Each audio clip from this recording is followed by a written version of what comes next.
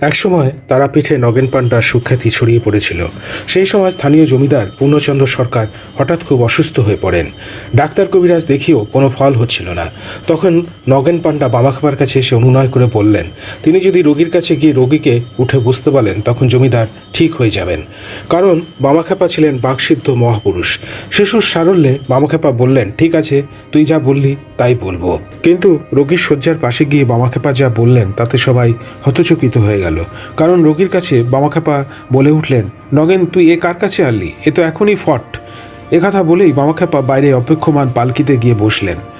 নগেন পাণ্ডা তখন রেগে গিয়ে বামাখ্যাপার কাছে এসে বললেন, আপনাকে এক বলতে বললাম আর আপনি বললেন আর এক। তখন বামাখ্যাপা বললেন, আমি কি বলেছি? মা তারা মুখ দিয়ে যা বলালো তাই বললাম।